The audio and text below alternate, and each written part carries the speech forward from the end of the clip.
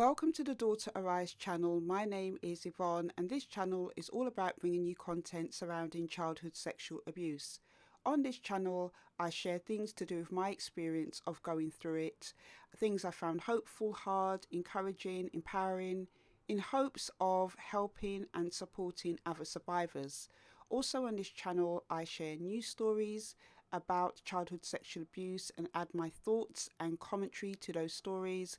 I also interview survivors and their supporters to raise awareness of this difficult subject. So if this is the type of content you're looking for, please hit the subscribe button and the notification bell so that you can be notified of any new uploads. And if you like the content, please hit the thumbs up button. So in today's video, I'm going to be sharing with you a story about three sisters who killed their father who was sexually abusing them. Now, before I get into the story, I do need to warn you, because of the content, some of you may find it triggering.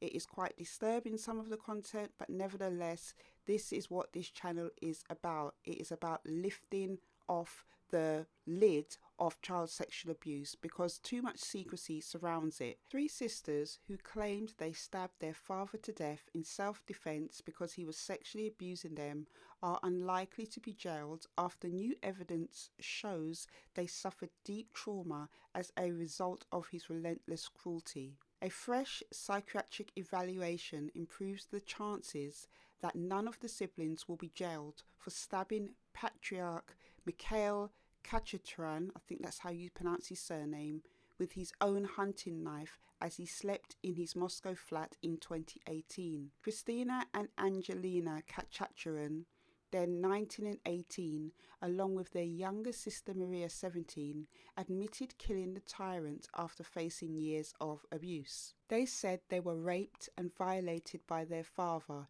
in regular incestuous attacks, yet despite this, murder charges remain against the elder two siblings, while the third could also face punishment for his death.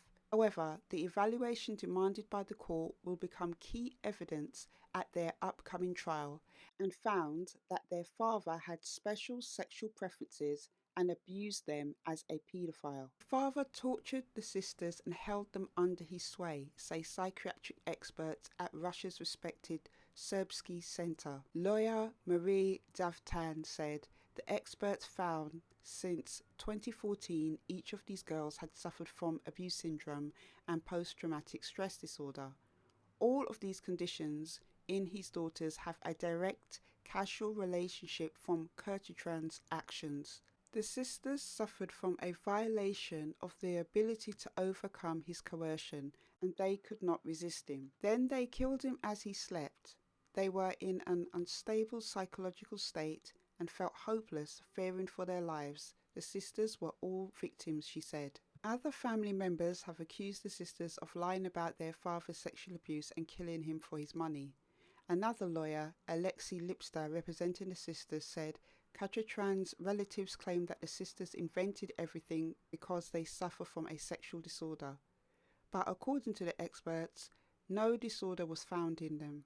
Maria is being dealt with separately by the legal system and, if convicted, faces time in a psychiatric hospital rather than jail after being judged temporarily insane at the moment her father was killed. Now, the elder sisters are more likely to be seen by the court as acting in self-defense in Russian law. The case has been seen as a litmus test in Russia for how the law deals with domestic sexual abuse, with almost 1 million signing petitions calling for the sisters to go free. In March, it was revealed that a new posthumous trial in which the powerful Russian investigative committee has recognized the sisters as victims will take place into the abuse allegations against their father. Angelina's lawyer, Marie Davtan, welcomed the move. She said at the time they are in fact victims because of the actions committed against them. The long-running abuse they faced, the lawyer said, was the reason the girls were forced to do what they did. The investigation earlier found that they faced physical and mental suffering over a long period of time. Evidence showed the father threatened one of his terrified daughters, saying, "You will take the place of your mother.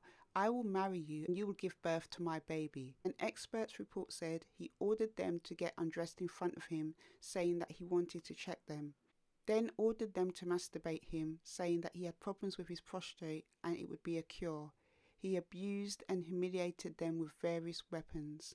Angela had blood streaming from her face after one attack by her father, who had links to both senior Russian officials and underworld kings, say reports. But the sister's aunt, Naira Kachatran, claimed the earlier official investigation found no evidence of sexual violence against the teenagers. Medical tests showed 2 of the 3 were virgins, while the 3rd had a secret boyfriend. They knew they could live the way they wanted if they got rid of their father, she told a TV program. They wanted to delete him for the rest of their lives and enjoy a riotous lifestyle. So as you just heard there, a very deeply upsetting and troubling story about these 3 sisters who endured the most terriblest abuse at the hands of their father. First of all, my heart goes out to them.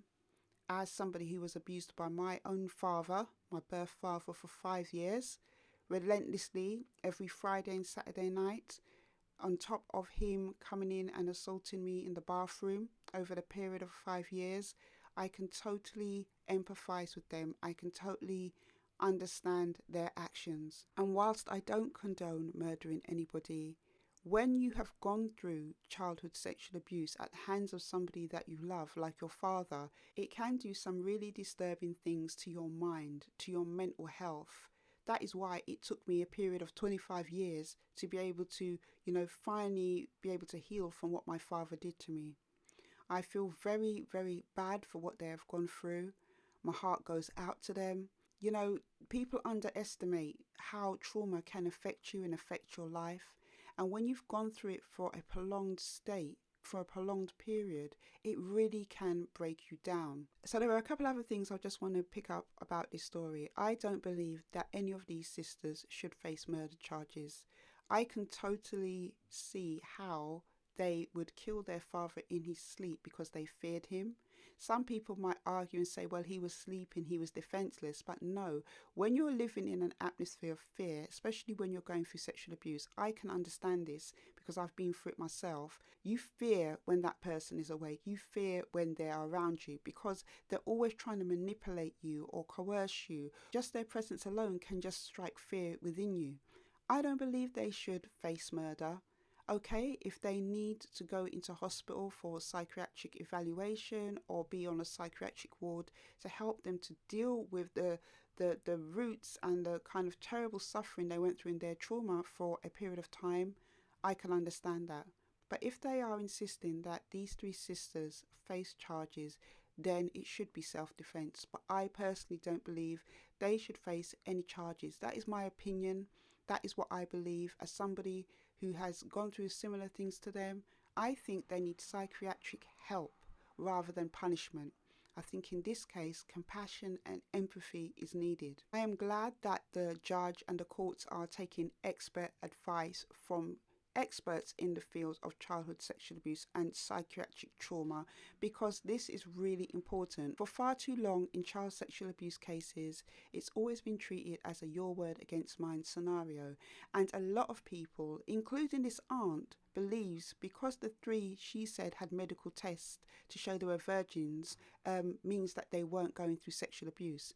That's absolute nonsense. A child can go through sexual abuse without being penetrated by an adult or by the abuser. And I would suggest that that aunt go and get herself educated on the effects of child sexual abuse and what child sexual abuse is. This is why education is important. This is why awareness is important. This is why these types of channels like Daughter Arise and other channels that are raising awareness and educating people on the topic of childhood sexual abuse are important. A lot of people don't even understand what child sexual abuse is or how it affects the victim.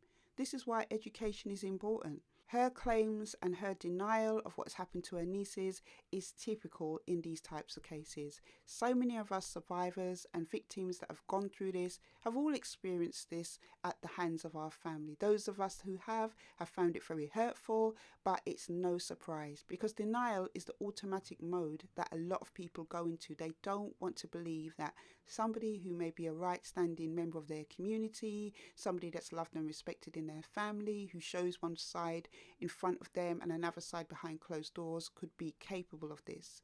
The news story also states that the father had ties to Russian officials and underworld kings, and that is no surprise. A lot of powerful paedophiles are connected to people with power.